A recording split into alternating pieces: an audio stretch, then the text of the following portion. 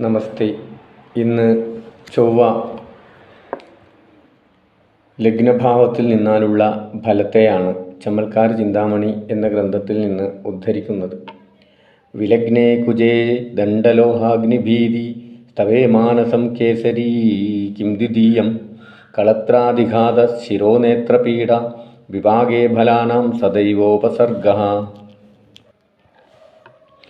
ചൊവ്വ ഒന്നാം ഭാവത്തിൽ സ്ഥിതി ചെയ്താൽ രാജശിക്ഷയിങ്കിൽ നിന്നും, അന്യന്മാരിൽ നിന്നും, ശസ്ത്രങ്ങളിൽ നിന്നും, അഗ്നിയിൽ നിന്നും ഉള്ള ഭയനിമിത്തം മനോദുഃഖങ്ങൾ ഉണ്ടാവും.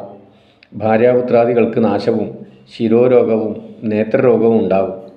ഏത് കാര്യത്തിന് ആരംഭിച്ചാലും ഫലാനുഭവങ്ങൾക്ക് മുമ്പായി വിഘ്നം സംഭവിക്കും. ഇങ്ങനെയുള്ള ദോഷങ്ങൾ സംഭവിച്ചാലും രണ്ടാമത്തെ സിംഹമാണോ എന്ന് തോന്നത്തക്ക വിധം പ്രതാപം നടിക്കും. ഇതി